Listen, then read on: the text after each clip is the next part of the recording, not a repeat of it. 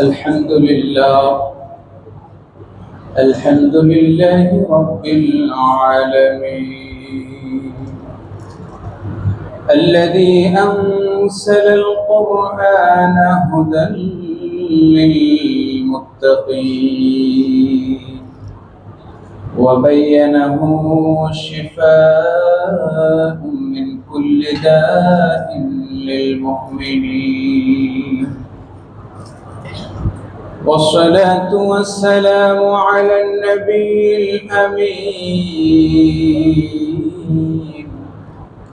وعلى آله وأصحابه أجمعين أما بعد فقد قال الله تبارك وتعالى في كلامه المجيد أعوذ بالله من الشيطان الرجيم بسم الله الرحمن الرحيم يا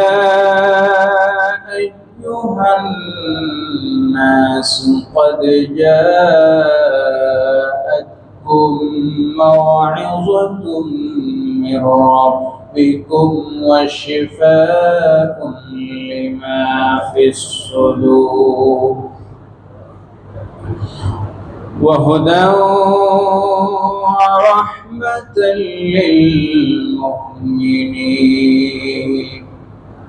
قال تعالى في شان حبيبه مخبرا وآمرا إن الله وملائكته يصلون على النبي يا أيها الذين آمنوا صلوا عليه وسلموا تسليما اللهم صل على سيدنا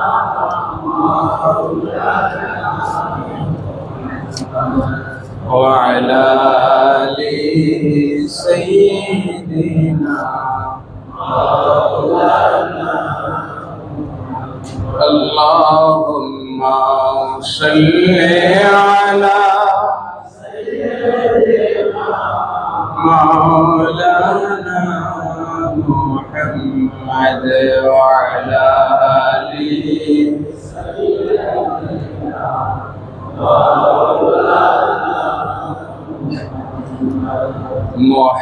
محمد وحمد سراجا منيرا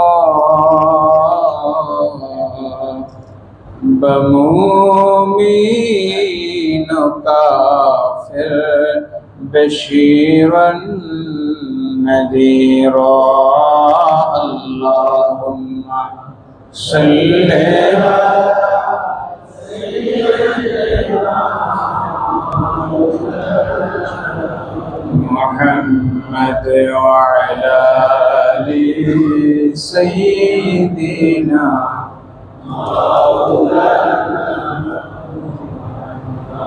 جلوہ گر ہو میم حاو میم دال جلوہ گر ہو بے نظیر و بے مثال اللہم صلی علی سیدنا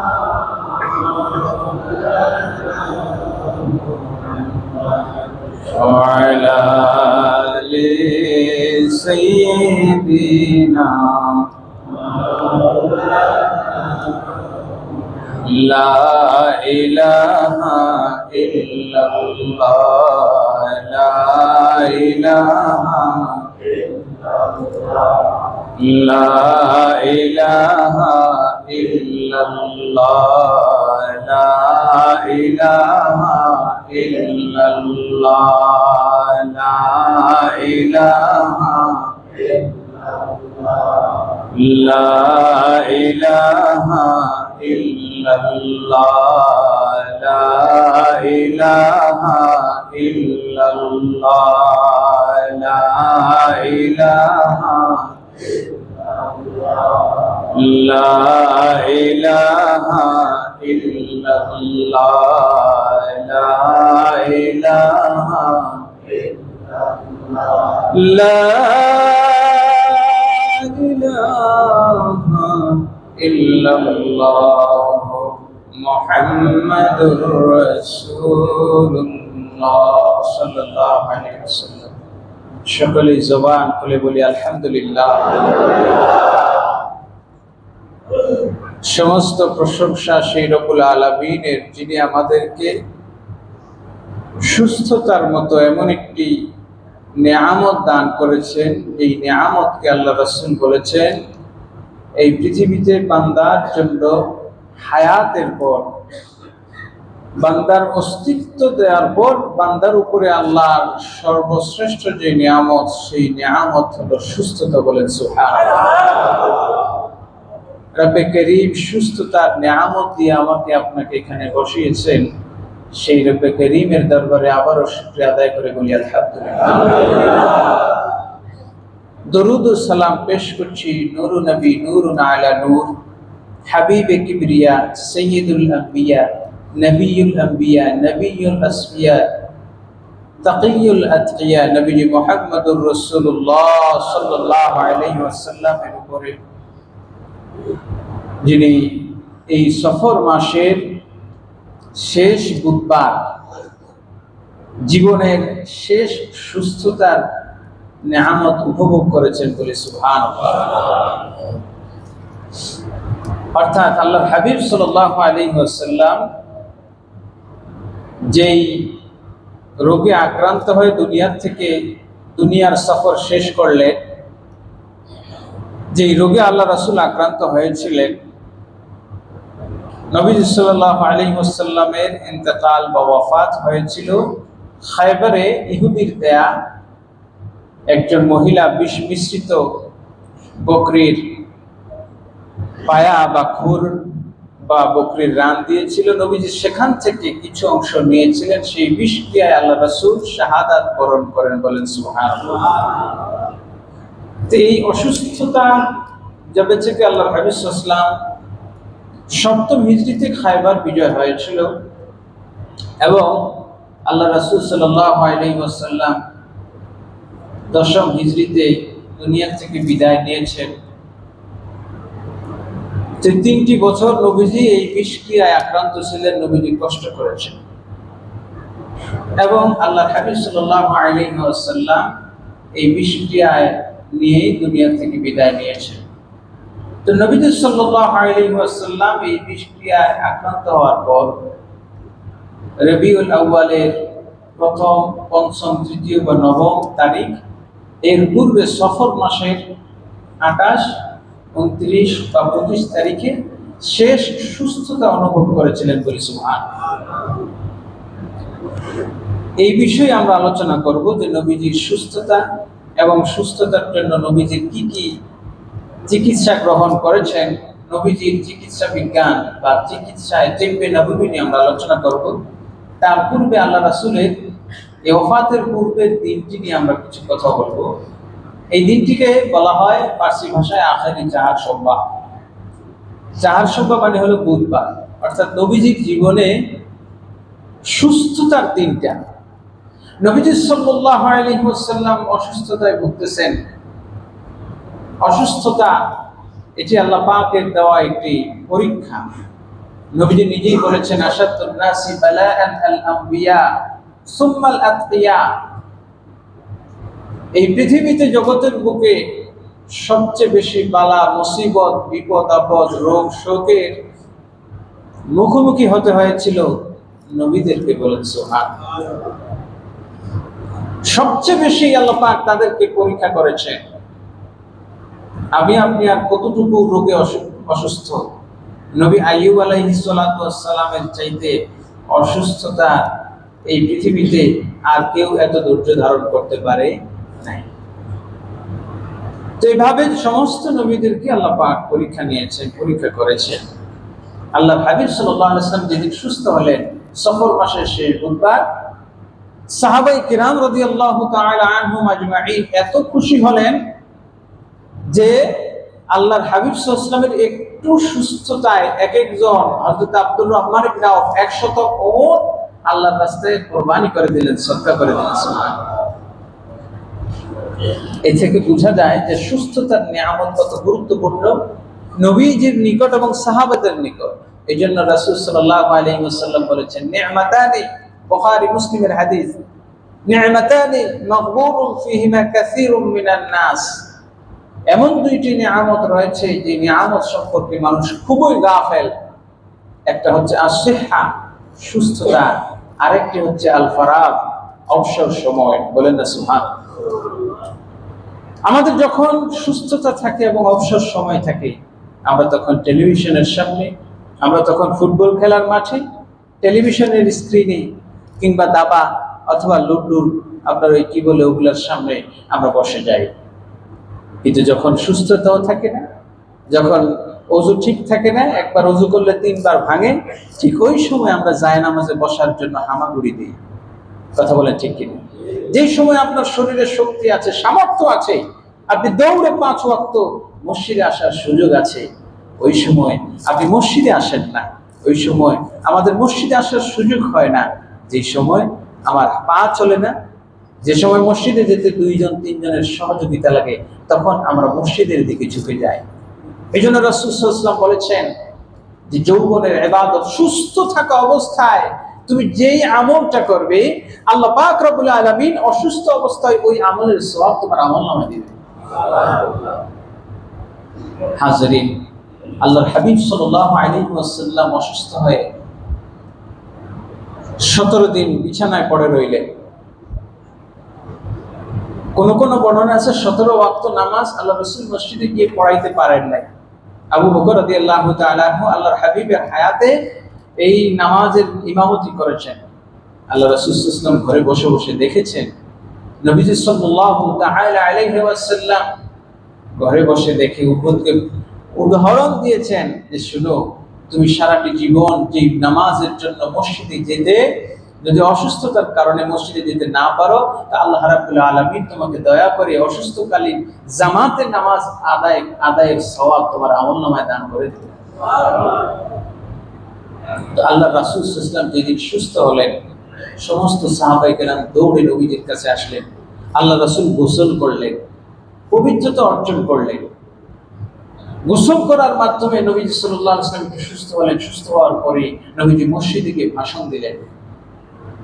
এই ভাষণই ছিল নবীজির জীবনের শেষ ভাষণ। আমরা এই ভাষণের অনেকেই জানি। নবীজি সাল্লাল্লাহু আলাইহি ওয়াসাল্লাম পাওনা মিটিয়ে দিলেন। দেওয়ার পরে ওসিয়ত করলেন। ওসিয়ত করার পর নবীজি সাল্লাল্লাহু আলাইহি ওয়াসাল্লাম ঘরের যা কিছু আছে দান করে দিলেন এবং আমার পরে উত্তরাধিকারী কে হবে তাও বলে দিলেন। নবী সাল্লাল্লাহু আলাইহি ওয়াসাল্লাম এই যে অন্তিম প্রস্তুতিটা, এই অন্তিম প্রস্তুতিটাকেই বলা হয় আখেরি চাহার সম্ভব। সুবহানাল্লাহ। আমাদের জীবনের অন্তিম প্রস্তুতি নাই। দেখুন, আল্লাহ রাসূল সাল্লাল্লাহু আলাইহি ওয়াসাল্লাম দুনিয়া থেকে যখন বিদায় নেবেন, বিদায়ের আগে আল্লাহ তাবারক ওয়া তাআলা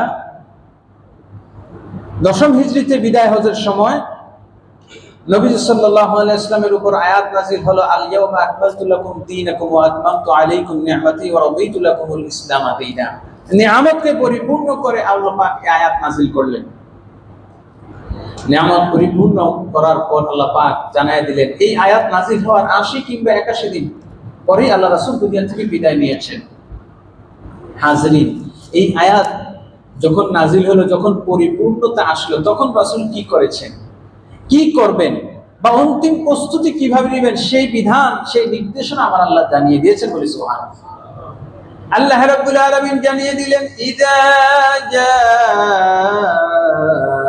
নাসরুল্লাহি ওয়াল ফাth ওয়া রাআইতান নাসা ইয়াদখুলুনা ফি দীনিল্লাহি আফওয়াজা ফাসাব্বিহ বিহামদি রাব্বিকা ওয়াস্তাগফির ইন্নাহু কানা তাওয়াবা। বলি সুবহানাল্লাহ। আপনি যখন দেখবেন মানুষ দলে দলে আপনার কাছে আসছে, মুসলমান হচ্ছে, আপনারাও দেখবেন যখন আপনার বাড়ি হয়ে গেল, গাড়ি হয়ে গেল, টাকা হয়ে গেল, ব্যবসা প্রতিষ্ঠিত হয়ে গেল, তখন সারাদিন খালি আপনার কাছে মানুষ আসছেই, ঠিক কিনা করুন। মানুষের ফ্লো এলাকা থেকে, গ্রাম থেকে, অমুকের বিয়ে, অমুকের এই সেই প্রচুর আসছে। আত্মীয় স্বজন যারা বিগত 20 বছর আপনার খবর দেয় না, আপনি এখন প্রতিষ্ঠিত হয়েছেন, তারাও আপনার কাছে আসছে। কথা বলেন ঠিক কিনা? তো যখন এইভাবে মানুষের সিরিয়াল ধরে আপনার কাছে আসা দেখবেন, তখন বুঝবেন যে আপনার মধ্যে কামালত চলে আসছে। এখন আপনাকে নিজের আখের গোছাইতে হবে। আল্লাহ পাক সেই কথাই বলছেন, ইযা জাআ নাসরুল্লাহি ওয়াল ফাত, বিজয় যখন হবে, মক্কা বিজয় যখন হবে, এবং আরাইতান নাসা ইয়াদখুলুনা ফি দীনিল্লাহি আফওয়াজা, দেখবেন মানুষ দলে দলে ইসলাম গ্রহণ করছে, দলে দলে আপনার কাছে আসছে। ঠিক এই জায়গায় আপনি টার্নিং নেবেন। কি টার্নিং? 360 ডিগ্রি আপনি ঘুরে যাবেন। কি? এবার আল্লাহ বলছেন ফাসাব্বিহ বিহামদি রাব্বিকা ওয়াস্তাগফির। আপনি আর সামনের দিকে আগাবেন, আপনি পেছনে ব্যাক করবেন, আপনি আল্লাহর তাসবিহতে রত হয়ে যান। সুবহানাল্লাহ। আপনি আল্লাহর দিকে মনোনিবেশ করেন। এখন আর সেই সময় নাই। আল্লাহ সুবহানাহু ওয়া তাআলা তার রাসূলকে বিদায়ের পূর্বে একটু সুস্থতা দিয়ে মানুষকে জানিয়ে দিলেন যে সুস্থতা কত বড় নিয়ামত। নবীজি সুস্থ হয়ে গোসল করলেন, গোসল করে ভাষণ দিলেন। সাহাবায়ে কেরাম এত এত খুশি হলেন, এত এত খুশি হলেন। হযরত আনাস ইবনে মালিক রাদিয়াল্লাহু তাআলা আনহু বলেন যে নবীজি সাল্লাল্লাহু আলাইহি ওয়াসাল্লাম মদিনায় যেদিন আসছেন, মদিনাবাসীর 2টা ঈদের দিন ছিল। কয়টা?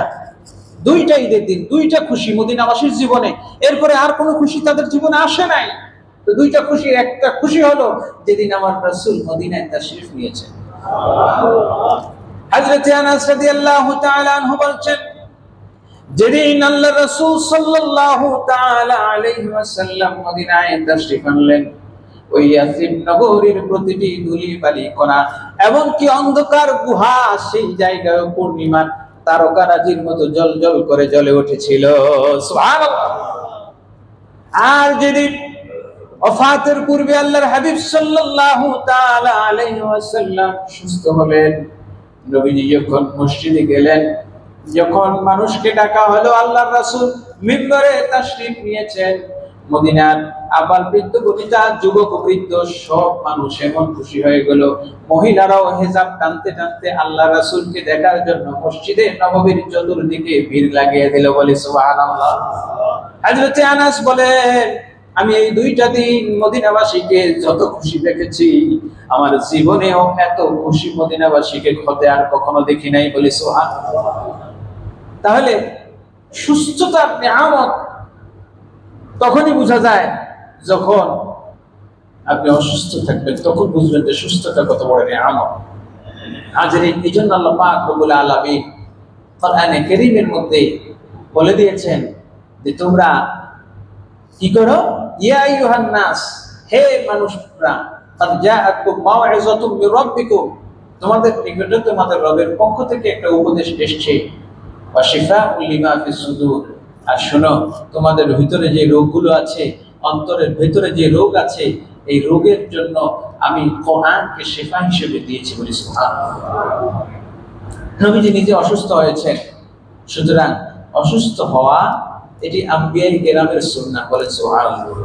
আর নীরব থাকা, একেবারে রোগ ব্যারাম কিচ্ছু নাই, রোগ ব্যারাম কিচ্ছু নাই। হযরত আবু হুরায়রা রাদিয়াল্লাহু তাআলা আনহু থেকে আবু নুআইম ইসফাহানি রাহমাতুল্লাহ আলাইহি হাদিসখানা উল্লেখ করেছেন, জাআ আরাবিয়্যুন ইলা নবী সাল্লাল্লাহু আলাইহি ওয়াসাল্লাম ফানাযারা ইলাইহি রাসূলুল্লাহ ওয়া আজিবা আলা জাসাদিহি, নবীজির কাছে একজন বেদুইন আসলো, খুব সুঠাম দেহ, বিশাল দেহি একজন মানুষ, দেখতে খুব একেবারে সুস্থ সবল দেখা যায়। আল্লাহ রাসূল সাল্লাল্লাহু আলাইহি ওয়াসাল্লাম তার দিকে আশ্চর্য হয়ে তাকায় বললেন, মিয়া, তোমার কি কখনো মাথা ব্যথা ট্যাথা হয়েছিল? সর্দি কাশি ঠান্ডা জ্বর কিছু হয়েছে? তো জিজ্ঞেস করলো, মা হিয়া সদা, সদা মানে হলো মাথা ব্যথা। ইয়া রাসূলুল্লাহ, ইয়া মুহাম্মদ সাল্লাল্লাহু আলাইহি ওয়াসাল্লাম, মাথা ব্যথা কি জিনিস আমি জানি না। নাউজুবিল্লাহ বলবেন না। মাথা ব্যথা কি জিনিস সে জানে না। আল্লাহ রাসূল সাল্লাল্লাহু আলাইহি ওয়াসাল্লাম তার দিকে তাকাইলেন, ফাআজিবা বিজওয়াবিহি, তার জবাব শুনে নবীজি আশ্চর্য হয়ে গেলেন। মাথা ব্যথা কি জিনিস তুমি জানো না?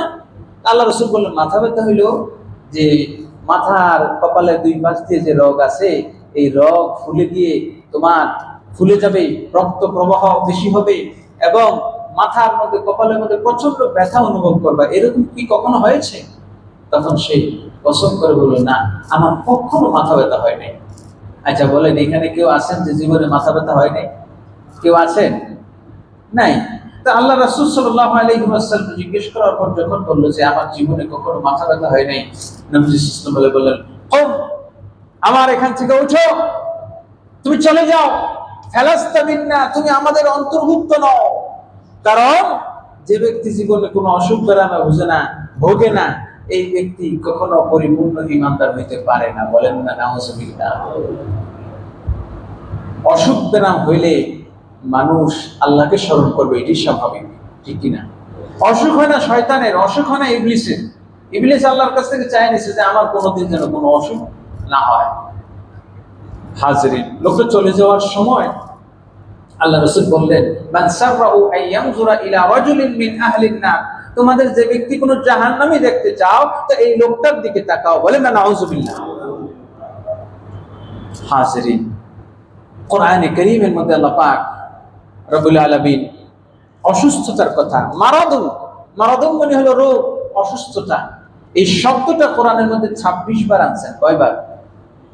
কতবার বলেন? 26 বার। কিন্তু এই অসুস্থতার বিপরীতে আল্লাহ রাব্বুল আলামিন শিফা শব্দটা এনেছেন কোরআনে কারীমের মধ্যে 6 বার। কয়বার? যেগুলোকে আয়াতে শিফা বলা হয়। আমরা যখন খতমে খাজি গান পড়ি, আপনার হুজুরা দেখবেন অনেক সময় খতম পড়ে, খতমে খাজি গান মুমূর্ষ রোগীর জন্য, হয় বাঁচবে না হয় মরবে, একেবারে টার্নিং পয়েন্ট। তো খতমে খাজি গানের মধ্যে আয়াতগুলো পড়া হয়, আয়াতের শিফা। তো আল্লাহ সুবহানাহু ওয়া তাআলা এগুলো দেওয়ার উদ্দেশ্য, রোগের কথা বলেন 26 বার আর শিফার কথা 6 বার। আল্লাহ সুবহানাহু ওয়া তাআলা কেন এই কথাগুলো বললেন? কোন কোন আয়াতে আল্লাহ বলছেন শিফার শব্দগুলো? ইমাম শাইখ আব্দুল আজিজ মুহাদ্দিস দেহলভী রাহমাতুল্লাহ আলাইহি আল কাউলুল জামিলের মধ্যে তিনি এই আয়াতে শিফাগুলো উল্লেখ করেছেন। এক নম্বর হলো সূরা শুআরা 80 নম্বর আয়াত, সূরা বনী ইসরাঈলের 82 নম্বর আয়াত, সূরা ইউনূসের 57 নম্বর আয়াত, সূরা তাওবার 14 নম্বর এবং সূরা হামিম সাজদা আপনার 40 নম্বর আয়াত ও সূরা নাহলের 69 নম্বর আয়াত। বলেন না সুবহানাল্লাহ। তো এই আয়াতগুলোর মধ্যে আল্লাহ রাব্বুল আলামিন শিফার কথা বলেছেন। তাহলে রোগের কথা বেশি আছে না শিফার কথা বেশি আছে? রোগ অনেকগুলো আছে, এমন অনেক রোগ আছে, কিন্তু আল্লাহ সুবহানাহু ওয়া তাআলা রোগ যত দিয়েছেন, নবীজি নিজে বলেছেন লিকুল্লি দাইন দাওয়া, পৃথিবীতে যত রোগ আছে প্রত্যেকটা রোগেরই শিফা আছে। বলেন না সুবহানাল্লাহ।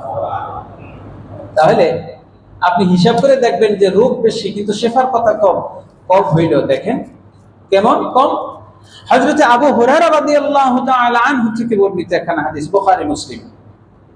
عن أبي هريرة رضي الله تعالى عنه قال قال رسول الله صلى الله تعالى عليه وسلم لا حول ولا قوة إلا بالله دواء من 99 داء أيسرها الهم بلن سبحان الله।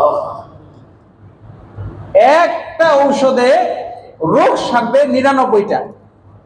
সুবহানাল্লাহ। কোন 99 দা, 99টা রোগের ওষুধ কয়টা? একটা। হোমিও ওষুধ আর কি, দেখবেন যারই যায় একই রকম ওষুধ দেয়, আর ওই নাপা প্যারাসিটামল খাইলে যেরকম আর কি। আল্লাহ রাসূল সাল্লাল্লাহু আলাইহি ওয়াসাল্লাম এই ওষুধটা দিলেন কি? হযরত আবু হুরায়রা রাদিয়াল্লাহু তাআলা আনহু থেকে বর্ণিত, নবীজি সাল্লাল্লাহু আলাইহি ওয়াসাল্লাম বলেছেন যে আমাদের তো রোগের অভাব নেই, কত রোগ নিয়ে বলবো। ইমাম নববী রাহমাতুল্লাহ আলাইহি আত-তিব্বুন নববীর মধ্যে 112টা রোগের কথা এবং সেগুলোর চিকিৎসা কি নবীজি কিভাবে নিতেন সেই কথাগুলো বলেছেন। বলেন সুবহানাল্লাহ। আল্লাহ রাসূল সাল্লাল্লাহু আলাইহি ওয়াসাল্লাম না শুধু কোরআনে কারীমের মধ্যে আল্লাহ পাক যে 7টা ফলের কথা বলেছেন, কয়টা কথা বলেন? 7টা ফল কোরআনে কারীমের মধ্যে আসছে। এক নম্বর হলো তিন, ওয়াত্তিনি ওয়াজ্জাইতুন। কোরআনের মধ্যে সূরা নাজিল আছে সূরা তিন, এরপরে জাইতুন, এরপরে সূরা আপনার ওয়াকিয়ার মধ্যে সূরা রহমানের মধ্যে আসছে আল ইনাব, আঙ্গুরের কথা। কিসের কথা? আঙ্গুরের কথা আছে। এরপরে আছে আর রুম্মান। রোমান মানে হলো আল্লাহ সুবহানাহু ওয়া তাআলা কোরআনের মধ্যে আনারের কথা বলছেন। কিসের কথা? আনার চিনেন তো, ডালিম, এই ফলের কথা বলছেন। এরপরে আছে কলার কথা, আল মাউস। মাউস মানে কলা। কিসের কথা আছে? কলা। কলা খান তো আপনারা? কলা খাননি? কলা। এই শব্দটা আবার এই মাউসুম দিয়ে নেই, কোরআনের মধ্যে আছে ওয়াতালহিন মামদুদ, এই শব্দ আছে তলহিন মামদুদ, পাকা কলা। এটা তাফসীরকারক বলছেন যে তলহিন মামদুদ মানে হলো কলার কথা বলছে। এরপরে আল্লাহ পাক বলছেন কোরআনের মধ্যে 6 নম্বর একটা ফল, সেটা হলো আস-সিদর। ফি সিদরিন মাখদুদ ওয়া তলহিন মামদুদ ওয়া যিল্লিন মামদুদ ওয়া মাইন মাসকুব।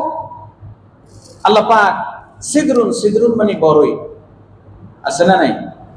কথা বলেন, বড়ই মাঝে মধ্যে খান না? খান না? আছে, খাবেন। এরপর আরেকটা আছে আল্লাহ পাক রব্বুল আলামিন যে ফলের কথা বলেছেন আর রোতাব। রোতাব মানে হলো খেজুর। তো খেজুরের মধ্যে আবার বিভিন্ন রকম আছে, পাকা খেজুর, কাঁচা খেজুর। হাজওয়া খেজুরের কথা নবীজি হাদিসের মধ্যে আসছে। নবীজি সাল্লাল্লাহু তাআলা আলাইহি ওয়াসাল্লাম বলেছেন, যে ব্যক্তি, নবীজি সাল্লাল্লাহু আলাইহি ওয়াসাল্লাম বলেছেন, মান তুসবিহু কুল্লা ইয়াউমিন সাবআ তামরাতিন আজওয়া, যে ব্যক্তি সকালবেলা 7টা আজওয়া খেজুর খাবে, বুখারী মুসলিমের হাদিস, লাম ইয়াদুররুহু ফি যালিকাল ইয়াউম সামুন ওয়ালা সাহরুন, ওই দিন তাকে কোনো বিষ কিংবা কোনো জাদু আক্রমণ করতে পারবে না। এই হাদিস বিশ্বাস হয় কি হয় না? হ্যাঁ, দেখবেন আজওয়া খেজুরের তো অনেক দাম। তো কোরআনের মধ্যে আসছে রুতাবুন, কাঁচা পাকা খেজুর। এই খেজুরটা খুব টেস্ট, এখন বাজারে পাওয়া যায়, খাবেন সুন্নত হিসেবে। কাঁচা খেজুর পাওয়া যায় না, 200-250 টাকা কেজি। তো রাসূল আল্লাহ পাক বলেছেন কি কোরআনে, হযরতে মারিয়াম আলাইহিস সালাতু ওয়াস সালাম, তিনি যখন ঈসা আলাইহিস সালামকে গর্ভে ধারণ করার পর ঈসা আলাইহিস সালাম যখন ভূমিষ্ঠ হলেন, তখন আল্লাহ পাক তাকে উদ্দেশ্য করে বলেছেন, ওয়া হুসসি ইলাইকি বিজিযিন নাখলাতি তুসাকিত আলাইকি রুতাবান জানিয়া। তোমার মাথার কাছে দেখো একটা খেজুর গাছ, খেজুর গাছের গোড়ায় একটা ডাল ধরে নাড়া দাও, তোমার হাতের কাছে তোমার অঞ্জলি ভরে এই গাছ থেকে কাঁচা পাকা খেজুর পড়বে, তুমি সেগুলো খাবা। বলেন সুবহানাল্লাহ। তাহলে এই ফলগুলো খাওয়ার দরকার আছে না নাই? নাকি বার্গার, আপনার ওই যে পোড়া মুরগি, এগুলো খাওয়ার দরকার আছে? আল্লাহ পাক যে ফলগুলোর কথা কোরআনে বলেছেন, আমরা এগুলো খাই না, বাজারে এগুলো পড়ে থাকে আর মাছিয়ে খায়। কথা কোন ঠিক কিনা? আমরা মানুষ খাই না, মাছিয়ে খাই। তো আল্লাহ তাবারক ওয়া তাআলা তার হাবিব সাল্লাল্লাহু আলাইহি ওয়াসাল্লামকে জানিয়ে দিলেন, ও হাবিব, বিভিন্ন রকমের রোগ পৃথিবীতে আমি দিয়েছি, মানুষ শেষ করে আবিষ্কার করতে পারবে না। তা আপনাকে বলে দিলাম 99টা রোগের একটা ঔষধ, সেটা হলো লা হাওলা ওয়ালা কুওয়াতা ইল্লা বিল্লাহ। বলেন সুবহানাল্লাহ। 99টা রোগের মধ্যে সবচেয়ে সহজ রোগ কোনটা? এই কথাও হাদিসের মধ্যে আসছে। আল্লাহ রাসূল বলছেন, হযরত আবু হুরায়রা রাদিয়াল্লাহু তাআলা আনহু তিনি বর্ণনা করছেন, ওয়া তাসঈনা দাআন আইসারুহা আলহাম, 99টা রোগের জন্য একটা মাত্র দাওয়া, সেটা হলো লা হাওলা ওয়ালা কুওয়াতা ইল্লা বিল্লাহ। 99টা রোগের মধ্যে সবচেয়ে সহজ যে রোগটা, সেই রোগটা হলো আলহাম, মানে টেনশন। কি রোগ? সবচেয়ে সহজ রোগ ভালো হবে কোনটা? কথা বলেন না কেন? টেনশন। এই টেনশন, এই রোগ কি সবচেয়ে সহজ না কঠিন? কথা বলেন। আল্লাহর হাবিব সাল্লাল্লাহু তাআলা আলাইহি ওয়াসাল্লামের প্রিয় সাহাবী হযরতে আলী রাদিয়াল্লাহু তাআলা আনহু তিনি বলছেন যে মানুষের জন্য 1 ঘন্টার টেনশনে যত রোগ তার ক্ষতি না হয়, অর্থাৎ 1 বছরের রোগে ভোগার পর একটা মানুষের দেহে যত ক্ষতি না হয়, আলী রাদিয়াল্লাহু তাআলা আনহুর কথা, তিব্বে নববীর মধ্যে আসছে, 1 বছরের রোগে যত ক্ষতি না হবে, আপনি 1 ঘন্টা টেনশন করলে তার সাথে বেশি ক্ষতি হয়ে যাবে। বলেন না নাউযুবিল্লাহ। তাহলে আমরা টেনশন বেশি করে করব না ছাড়বো? দরুদ শরীফ পড়ুন সাল্লাল্লাহু আলাইহি। আল্লাহ গো, রোগ দেয় কে? আল্লাহ বললেন আমি। মাহবুব গো, তো রোগ ভালো করে কে? আমি। তো লিমানির দাওয়া, লিমানির তবিব, তাহলে ডাক্তারের দরকারটা কি আর ওষুধের দরকার কি? আপনি রোগ দেন, আপনি ভালো করেন, তারপর ডাক্তারের কাছেই যাবে কেন? ওষুধই খাবে কেন? আল্লাহ রাব্বুল আলামিন ইব্রাহিম আলাইহিস সালামকে জবাব দিলেন, উরসিলাত দাওয়া, উরসিলাত দাওয়া ও বিয়াদিত তবিব। ঔষধটা যে পাঠাবো, শেফাটা যে দেবো, একটা তো ওসিলা লাগবে। তো এই ডাক্তারের হাত দিয়া ঔষধের মাধ্যমে আমি রোগটা ভালো করে দিই। হাজরিন, এই জন্য রোগ ব্যাধি দেয় আল্লাহ পাক, পরীক্ষা করেন। আপনি অসুস্থ হলেন, অসুস্থতা নাই এমন কোন ইমানদার পৃথিবীতে অস্তিত্ব? অসুস্থতা দেন কে? কথা বলেন। আল্লাহ রাব্বুল আলামিন এই জন্য বান্দাকে বলে দিয়েছেন, বান্দারে তুমি যখন অসুস্থ হবা, দুনিয়ার কোন হাকিম, দুনিয়ার কোন চিকিৎসক, দুনিয়ার কোন ডাক্তার তোমাকে ভালো করতে পারবে না, সুস্থ করতে পারবে না।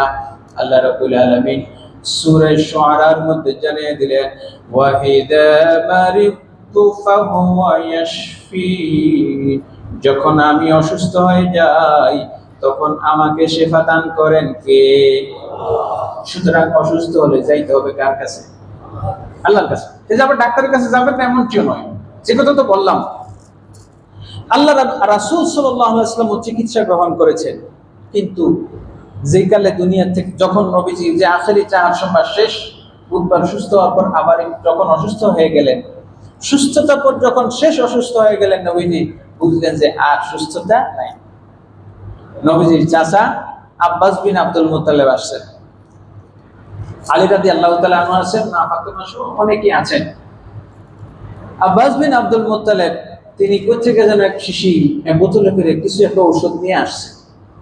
আনার পরে ভাতিজা তো মায়া তো বেশি লাগবেই, দেখবেন রক্তের টান যাদের আছে তাদের একটু টানটা বেশি যখন অসুস্থ হন আপনি। চাচা ভাতিজা খুব ঝগড়াঝাটি জমি নেয়, কিন্তু যখন ভাতিজা অসুস্থ হয় বা চাচা অসুস্থ হয়, তখন দৌড়াইয়া সবার আগে যাবে কে? ভাতিজা। তো আব্বাস বিন আব্দুল মুত্তালিব তিনি গেছেন আল্লাহ রাসূলের জন্য ঔষধ নিয়ে। নবীজিকে বলা হলো যে ইয়া রাসূল ঔষধ আছে, ঔষধ খাবেন? আল্লাহ রাসূল বললেন না। খুব জোরাজুরি, আব্বাস রাদিয়াল্লাহু তাআলা আনহু যেহেতু চাচা, একটু জোরাজুরি করতে লাগলেন যে না, খাইতে হবে। মানুষ একটু অসুস্থ হলে জোরাজুরি করে না ঔষধ খাওয়ার জন্য, উনি ওই স্বাভাবিক জোরাজুরি করতে লাগলেন। আল্লাহ রাসূল একটু দমক দিয়ে বললেন, ওষুধ যে আনছে তারই খাওয়ায়া দাও। সুবহানাল্লাহ। এখন নবী যেহেতু বলছেন, এখন কি করবে? যে ওষুধ আনছে সবাই মিলে ধরে ফেলতে, যেহেতু রাসূল হুকুম, তো নবীজি খুশি হোক এই সময়টাতে। আব্বাস বিন আব্দুল মুত্তালিবকে খাওয়ায়া দিলেন। বলেন না সুবহানাল্লাহ। হাজরিন, এর হলো আল্লাহ রাসূল সাল্লাল্লাহু আলাইহি ওয়াসাল্লামের জামানায় ঔষধ চিকিৎসা। দুইজন চিকিৎসক মদিনায় এসে বসে রয়েছে, হাত পা উঠে, কোনো আপনার রোগী নেই, পেশেন্ট নেই। পেশেন্ট তো থাকবে কোথেকে? আমরা যেই খাবার খাই, আমাদের রোগ হওয়ার মূলত কারণ হলো খাদ্য। দেখেন মানুষের বডিতে 4টা জিনিস দিয়ে গঠন করা হয়। আপনার বডিতে 4টা জিনিস আপনার হোল বডিটাতে আছে। রক্ত, আপনার হোল বডিতে আছে মাটি, পানি, বাতাস, আগুন। 4টা জিনিস তো আছে। আগুন, পানি, আব, আতশ, খাক, বাত, হেকিমি চিকিৎসা বলা হয়। তো আব, আতশ, খাক, বাত অর্থাৎ মাটি, পানি, বাতাস, আগুন, এই 4টা জিনিস। এখন এই 4টা জিনিস আপনার দেহে আছে, এই দেহটাকে ঠিক রাখার জন্য 4টা জিনিসই লাগবে। কয়টা জিনিস লাগবে? কথা বুঝেন নাই? মোটরসাইকেল চলে তেলে, এতে পানি দিলে কি মোটরসাইকেল চলবে? যার জন্য যেটা। এখন আপনাকে এই আগুন, পানি, মাটি, বাতাসের এই দেহটাকে, এই বডিটাকে ঠিক রাখার জন্য এই 4টা জিনিসই দিতে হবে, আগুন, পানি, মাটি, বাতাস। মাটি কি? আপনি খাদ্য খাবেন। এই যত খাদ্য পৃথিবীতে, আপনি গরুর গোস্ত খান, এই গরুর গোস্তটা আসে কোথা থেকে? কথা বলেন। মাটি থেকে। গরু ঘাস খায় আর আমরা গরুর গোস্ত খাই, পক্ষান্তরে আমরা ঘাস খাই, আর ঘাস হয় কোথায়? মাটিতে। তার মানে আপনি যাই খান, ভাত খান, তার মানে কি খান? মাটি থেকে উৎপাদিত ফসল আপনি খাবেন। খায়া যদি পুরো পেটটাকে মাটি দিয়ে ভরে রাখেন, আর পানি আর বাতাস, আগুন রাখার জায়গায় না রাখেন, তাহলে হবে? ঠিক থাকবে? পুরোটাই মাটি দিয়ে ভরে রাখছেন, তাহলে কিছুটা খালি রাখতে হবে। যখন গাড়িতে আপনার ট্যাঙ্কি লোড করে, যদি লোড করতে করতে তেল দিয়ে ওভারফ্লো হয়, আপনি বড় বড় লরি, আপনার ইয়েগুলো যে চলে তেলের ট্যাঙ্কি, এটা পুরাটাই তেল দিয়ে লোড করে, কথা বলেন, একটু ফাঁকা রাখে, যদি লোড করে তাই কিছু তেল নিতে পারবে না, সব পড়ে যাবে। তো নিয়ম আপনার কিছু খালি রাখেন, মাটি দিয়ে খাদ্য দিয়ে ভরলেন, কিছু বাতাসের জন্য রাখবেন। নবী সাল্লাল্লাহু আলাইহি ওয়াসাল্লাম এই জন্যই বলেছেন পেটের 3 ভাগের 1 ভাগ খাবার খাও, খাদ্য দিয়ে ভরো, আরেক ভাগ বাতাস, আরেক ভাগ পানি দিয়ে ভরো, বলেন না সুবহানাল্লাহ। এরপরে যখন এই 3টা ভাগে রাখবা, রাখার পরে শেষ না, ওই যে আগুনের কথা বললেন, আগুন আসবে কোথা থেকে? আগুনটা আসবে খাদ্য খায়া সেরে একটু দৌড়াদৌড়ি করো, একটু হাঁটাচলা করো, শরীরের মধ্যে একটু ঘাম ঝরাও, গরম যখন হবে শরীরটা, সেখান থেকে আগুন হবে, বার্ন হবে, যেটাকে বলা হয় আপনার ক্যালোরি বার্ন করা, নাকি? তাহলে বুঝে আসছে আপনার শরীরটা সুস্থ তখনই থাকবে, এই দেহটা আপনার মাটি, পানি, আগুন, বাতাস দিয়ে তৈরি। সুতরাং এগুলোর ব্যালেন্স যখন থাকবে তখনই আপনার বডিটা ঠিক থাকবে। আর যখন ইমব্যালেন্স হয়ে যাবে তখন আপনার টেম্পারেচার যখন 102-3 হবে, আর বাহিরের টেম্পারেচার 30-32 বা 29-28, তখনই চৈত্র মাসে আপনার গায়ে কি দেওয়া লাগবে? কথা বল না, কম্বল গাওয়া লাগবে। তার মানে আপনার এটা ইমব্যালেন্স হয়ে গিয়েছে। আল্লাহ রাসূলের জামানায় সাহাবায়ে কেরাম এভাবে খাবার খেতেন। আমরা যেই ধরনের খাদ্য খাই, আমাদের মূল অসুস্থতার কারণ এগুলো। কোরআনে কারীমে আল্লাহ পাক যে খাদ্যগুলোর কথা বলেছেন, যে ফলগুলোর কথা বলেছেন, আল্লাহ রাসূল সাল্লাল্লাহু তাআলা আলাইহি ওয়াসাল্লামের যে খাদ্য তালিকা, আমরা এগুলো এখন নিচেও পাওয়া যায়। নবীজি যেই জিনিসগুলো খেতেন আমরা সেগুলো খাই না। নবীজি সাল্লাল্লাহু তাআলা আলাইহি ওয়াসাল্লামের খাদ্যাভ্যাস যদি আমরা অনুসরণ করি, অবশ্যই সুস্থ থাকবো। সুস্থ রাখার মালিককে। তারপরে নবীজি যেহেতু অসুস্থ হয়েছে, আমরাও মাঝে মাঝে অসুস্থ হব, যে এই অসুস্থতারও দাওয়া দিয়েছেন আল্লাহ রাসূল সাল্লাল্লাহু আলাইহি ওয়াসাল্লাম, বলেন সুবহানাল্লাহ। কিন্তু অসুস্থ হওয়ার পর ধৈর্য হারা যাবে না। সাহাবায়ে কেরাম অসুস্থ হলে নবীজির কাছে আসতেন, কোরআনে কি আছে সেটা দেখতেন, হাদিসে কি আছে সেটা দেখতেন। কারণ আল্লাহ রাব্বুল আলামিন কোরআনে কারীমে জানিয়ে দিয়েছেন, কুল হুয়া লিল্লাযীনা আমানু হুদাও ওয়া শিফা। এই কোরআনকে আমি নাজিল করেছি শিফা হিসেবে, রোগ মুক্তির উপকরণ হিসেবে। কোরআনে কারীম কেউ যদি খতম করে যদি দোয়া করে, বহু মুমূর্ষ রোগী, বহু ক্যান্সারের রোগী ভালো হয়ে গিয়েছে। আবার একটা খতম আছে খতমে শিফা, এরপরে একটা খতম আছে দরুদ নারিয়ার খতম। বহু জঘন্য রোগী, মানে একেবারে ভয়াবহ রোগী, আর বাঁচার উপায় নাই, তারপরেও দরুদ শরীফের উসিলায়, দরুদের শেফার উসিলায়, আয়াতের শেফার উসিলায় মাফ করছে কি? কথা বলেন। আচ্ছা, এই যে যত অ্যালোপ্যাথিক ঔষধ তৈরি হয়, অ্যালোপ্যাথিক ঔষধ সব কেমিক্যাল দিয়ে তৈরি হয়, ঠিক কিনা বলেন? সব কিছুই এর মধ্যে কেমিক্যাল আছে। মনে রাখবেন সৈয়দ মুস্তফা আলীর একটা কথা, যে কুইনিন জ্বর সারাবে, কুইনিন সারাবে কে? এক সাহাবী এসে আল্লাহ রাসূল সাল্লাল্লাহু আলাইহি ওয়াসাল্লামের কাছে এসে বললেন, ইয়া রাসূলুল্লাহ, ইয়া হাবিবাল্লাহ, হ্যাঁ, হযরতে তারিক ইবনে সুয়াইদ রাদিয়াল্লাহু তাআলা, বুখারী মুসলিম শরীফের হাদিস, তারিক ইবনে সুয়াইদ রাদিয়াল্লাহু তাআলা নবীজ বানাইলেন অ্যালকোহল বানানোর পর আল্লাহ রাসূলের কাছে গিয়ে বললেন, ইয়া রাসূলুল্লাহ, আমি একটা ঔষধ বানাইছি। কি দিয়ে বানাইছো? বলছে অ্যালকোহল মিশিয়ে বানাইছি। আল্লাহ রাসূল সাল্লাল্লাহু আলাইহি ওয়াসাল্লাম বললেন, খবরদার, এই ওষুধ নিজেও খাবা না, কাউরেও দিবা না। কথা বুঝতে পারছেন? এখনকার যুগে হোমিওপ্যাথিক বা অ্যালোপ্যাথিক বলেন, এই ঔষধগুলোর মধ্যে অ্যালকোহলের মাত্রা আছে নাকি নাই? কথা বলেন, আছে। আপনি অস্বীকার করার সুযোগ না, হোমিওপ্যাথিক যত ওষুধ অধিকাংশ অ্যালকোহল আছে। কি বলেন, আছে নাকি নাই? নবী সাল্লাল্লাহু আলাইহি ওয়াসাল্লাম বলছেন, ইন্না যালিকা লাইসা বিদাওয়া, এই অ্যালকোহল বলো, মদ বলো, মাদক বলো, এটা কোনো ঔষধ হইতে পারে না, বরং নবীজি বলছেন ওয়ালাকিন্নাহু দা, বরং এটা নিজেই একটা রোগ, বরং নিজেই একটা কি রোগ। তাহলে আপনি যত বস্তা বস্তা অ্যালোপ্যাথিক ঔষধ খাচ্ছেন, ট্যাবলেট খাচ্ছেন, এই ট্যাবলেট গুলো মনে করেন অ্যালোপ্যাথিক মধ্যে, এই যে কয়দিন আগে আপনার এই টুথপেস্টের মধ্যে কি পাইলো? মাইক্রোপ্লাস্টিক পাইছে। আচ্ছা, আপনি টুথপেস্ট বাদ দিয়া ডেইলি 6টা করে ক্যাপসুল খান, ক্যাপসুলের উপরে যেই রাবারের জিনিসটা আছে, ওইটা কি তুলা দিয়ে বানায় না মাটি দিয়ে বানায়? কথা বল না কেন? তো ওইটা প্লাস্টিক কিনা? আপনি প্লাস্টিকের টুথপেস্ট সেটা 10টা করে 5টা করে ক্যাপসুল খাওয়া শুরু করছেন। একটা মানুষ যদি 5 কেজি জীবনে খায়, তার পাকস্থলীতে কেমন অবস্থা হয় বুঝেন তো, অ্যান্টিবায়োটিক যারা খায়। তাহলে কি বোঝা গেল?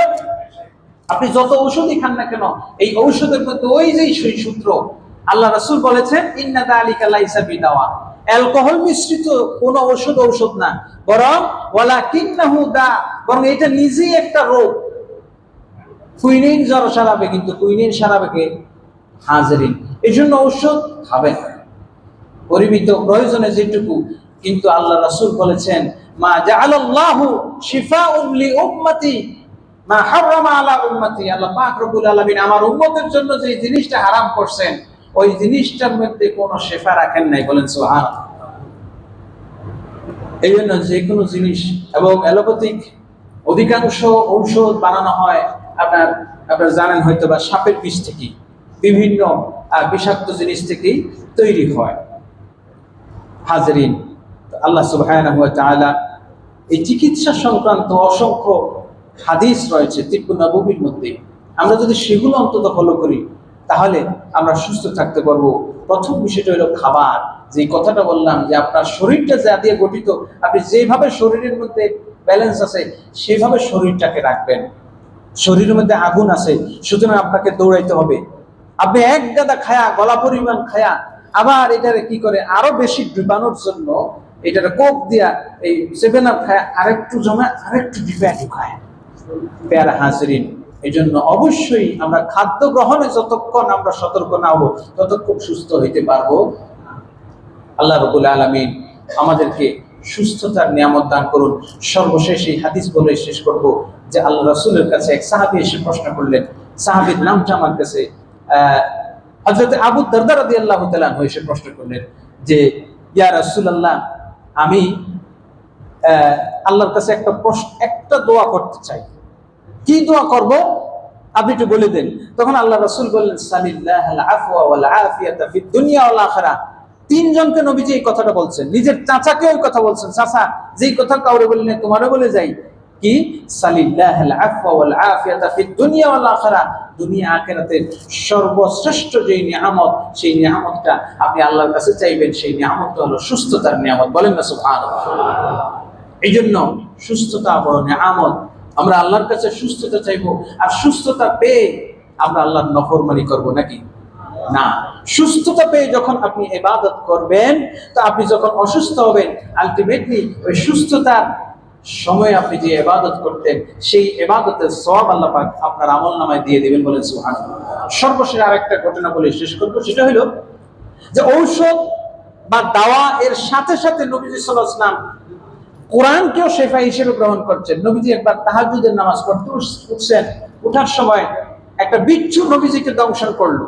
দংশন করার পর আল্লাহ রাসূল মা ফাতেমা আয়েশা রাদিয়াল্লাহু তাআলা আনহাকে ডাকলেন, লবণ মিশ্রিত পানি আনলেন, অ্যান্টিসেপটিক আনার পরে এখানে হাতের মধ্যে ঢালতে লাগলেন।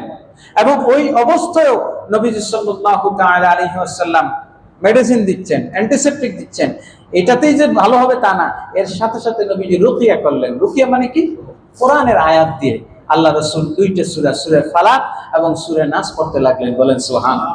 তাহলে বোঝা গেল ঔষধের নিজস্ব কোনো ক্ষমতা নাই, লবণ পানির কোনো ক্ষমতা নাই, যতক্ষণ লবণ পানিকে আল্লাহ পাক ক্ষমতা না দেন। ঠিক কিনা বলেন? লবণ পানিতে দ্রবীভূত হবে, এটাই বিধান। কিন্তু বহু জায়গায় লবণের পাহাড় জমে আছে, পানি লবণকে মিশিয়ে দিতে পারে, পানি পানির সাথে মিশে যাবে, কিন্তু মারাজাল বাহরাইনি ইয়ালতাকিয়ান বাইনাহুমা বারযাখুন লা ইয়াবগিয়ান, পানি পানিকে মিশবে না, এরকম মাঝখানে অদৃশ্য দেওয়াল করে দিয়েছেন। কি ঔষধ কোনো কাজ করবে না যতক্ষণ পর্যন্ত আপনি আল্লাহর উপর তাওয়াক্কুল না করবেন। এই জন্য আগে হেকিমি ডাক্তার চিকিৎসা, আমিও ছোটবেলায় দেখেছি, ডাক্তারের কাছে গেলে রোগী ওষুধ টষুধ দিয়ে বলতো ডাক্তার সাহেব ভালো হইবে তো, ডাক্তার সাহেব জবাব দিত আল্লাহ শাফি আল্লাহ মাফি। কথা ঠিক কিনা? ওই গ্রামে যে ওই শালসা বিক্রি করতো, তাও আগে সবার আগে বলতো কি, আল্লাহ শাফি আল্লাহ মাফি, এই কথাটা বলতো। এই এক শালসার মধ্যে কতগুলি গুড় দিত, এটা রাতটা দিয়া ভুসি টুসি দিয়া শালসা বানাইতো, তা খায়া ওনাকে কি বলকারে শক্তি হয়ে যেত। তা হাজারি, এটা মূল থিমটা হইল, উদ্দেশ্যটা ওইখানে। ওই যে বলতো আল্লাহ শাফি আল্লাহ মাফি, এই একটা শব্দেই রোগ অর্ধেক ভালো হয়ে যেত। এখন ডাক্তারের এই জিনিসটা নাই। আগে হেকিমি চিকিৎসা যখন হতো, আগে উপরে লেখা থাকতো আল্লাহ শাফি, এই লেখাটা থাকতো, এখন আছে RX। কি বুঝে? ডাক্তার MBBS বুঝবে। যাই হোক, এই জন্য আপনার যত কিছুই খাবেন, ওষুধ যখন খাবেন তো আল্লাহ শাফি, আল্লাহ ওষুধটা খাচ্ছে, তুমি এর রসিলা মাফ করে দিও। আপনার মাথা ব্যথা জীবনও হবে না। 50টা ট্যাবলেট খাইলেন আর মাথায় বাইটা দিলেন, ভালো হবে না। আল্লাহ রাসূল মাথা ব্যথা হলে টাপনিল খেতেন না। কি খেতেন সেটা হাদিস আছে, তো সময় কম, শুধু একটা হলো মেহেদি পাতা বাইটা পুরো মাথায় দিতেন। আল্লাহ রাসূল হাদিসের ভাষায় এটাকে বলে হেনা, হেনা পাতা। হেনা পাতা হলো মেহেদি পাতা। মাথা ব্যথার জন্য নবীজি আপনার এই মেহেদি পাতা বাইটা দিতেন, আল্লাহ রাসূলের মাথা ব্যথা ভালো হয়ে যেত। সুবহানাল্লাহ। সেই মেহেদি পাতা কি চলে গেছে না আছে? তা আমরা ব্যবহার করি না, জানিও না। আল্লাহ পাক রব্বুল আলামিন আমাদেরকে সুন্নতি নববী চিকিৎসা গ্রহণ করার তৌফিক দান করুন বলি আমিন। ওয়া আখির দাওয়ানা আনিল হামদুলিল্লাহি রাব্বিল আলামিন।